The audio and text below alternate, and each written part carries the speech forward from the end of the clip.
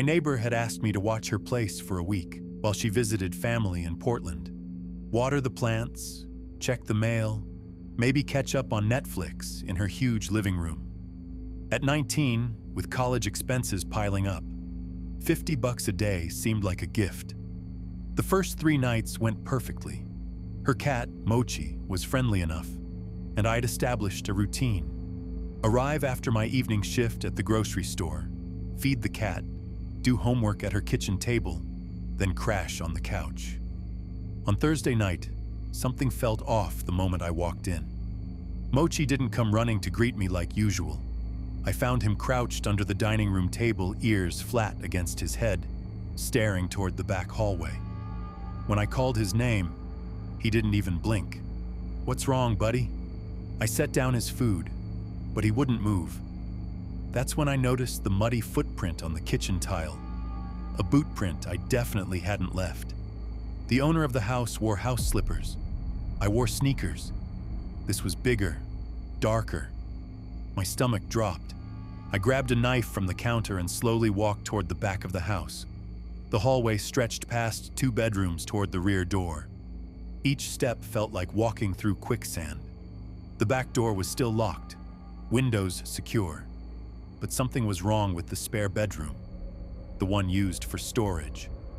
The door, which I remembered being closed, now stood slightly ajar. Mochi had followed me, still acting strange, fur standing on end. I pushed the door open with my foot. Boxes had been moved. Not ransacked, just shifted, like someone had been looking through them carefully, trying not to leave obvious signs. A suitcase that had been standing upright was now lying flat. Closet doors that I swore were closed hung partially open. Then I saw it, pressed into the carpet near the window. Another muddy boot print. Fresh. My hands started shaking as I realized what this meant. Someone had been inside. Recently. Maybe they were still here. I backed out of the room and grabbed my phone, but before I could dial 911, I heard it. The soft creak of floorboards upstairs. The house was single-story. I ran. Later, the police found evidence someone had been squatting in the crawl space above the garage, accessing the house through a loose attic panel. They'd been coming and going for who knows how long, probably watching patterns, waiting for the right opportunity. If Mochi hadn't acted so strange, I might never have noticed until it was too late. Some nights, I still think about those muddy footprints and wonder how many times that person watched me doing homework at that kitchen table, completely unaware I wasn't alone.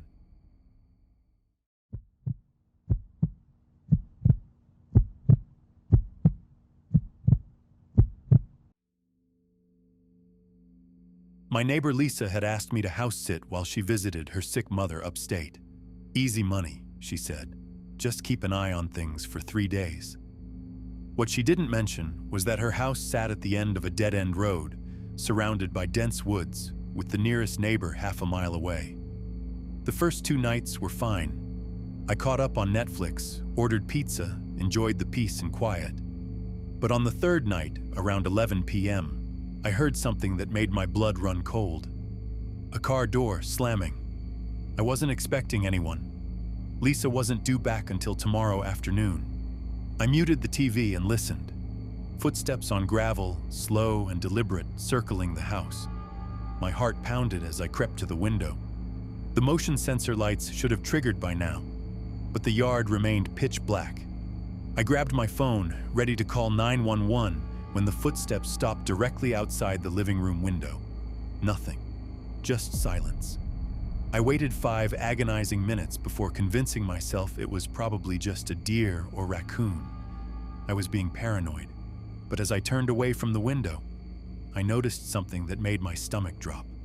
The spare key Lisa kept under the fake rock by the front door. It was gone. I had seen it there earlier when I brought in the mail.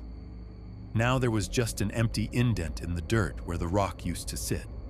My hands shook as I dialed 911. Whispering my location to the dispatcher. 20 minutes, they said. The closest unit was 20 minutes away. That's when I heard the unmistakable sound of a key sliding into the front door lock. The handle turned slowly. I grabbed a kitchen knife and hid behind the stairs, watching through the banister slats as the door opened inch by inch. A figure stepped inside, tall, wearing dark clothes, moving with purpose. They knew exactly where they were going. But here's what still haunts me.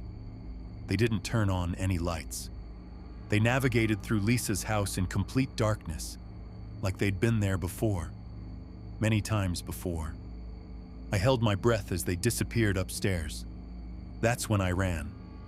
I sprinted to my car and drove straight to the police station. When officers arrived at the house, they found it empty. No signs of forced entry, nothing stolen.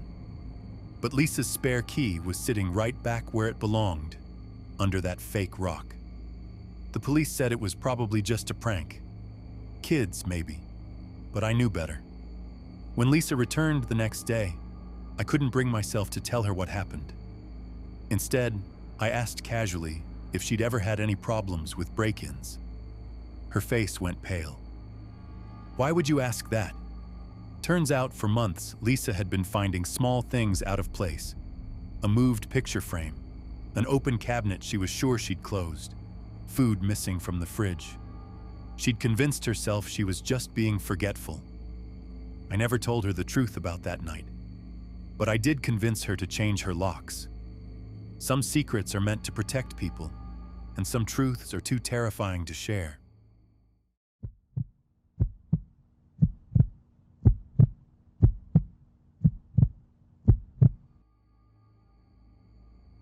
I should have trusted my gut about my neighbor from the start.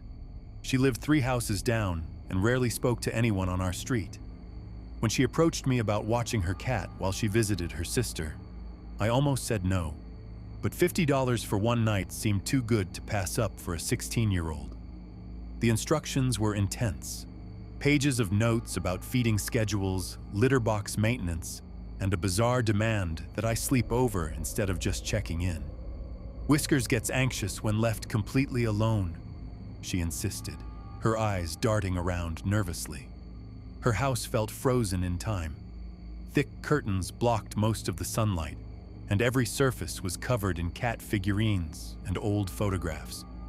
Whiskers was a massive orange cat who watched me with unsettling intensity, like he was judging my every move. The first few hours were boring. I scrolled through my phone while Whiskers followed me from room to room, occasionally letting out these deep, guttural meows that didn't sound quite right. Around midnight, I was settling into the guest room when I heard scratching. Not cat scratching, something rhythmic and deliberate like fingernails on wood. It was coming from somewhere below me. I found Whiskers sitting perfectly still in the hallway, staring at a closet door I hadn't noticed before. The scratching grew louder. Someone was definitely down there. My hands shook as I opened the closet, revealing a narrow staircase leading to what must have been a finished basement. A dim light was on down there. The scratching had stopped, but I could hear movement, footsteps, shuffling. "Hello?" I called down, my voice cracking. A man's voice answered. Weak, hoarse. "Please, help me." I ran straight home and woke my parents. When the police searched the basement, they found my neighbor's nephew, malnourished and confused. He'd been living down there for months after losing his apartment, too ashamed to ask family for help directly. My neighbor had been secretly caring for him, but was terrified neighbors would find out. The scratching was his way of asking for food when she forgot to bring meals down. She moved away 2 weeks later. Sometimes I wonder how many other secrets our quiet neighbors are hiding behind their closed doors.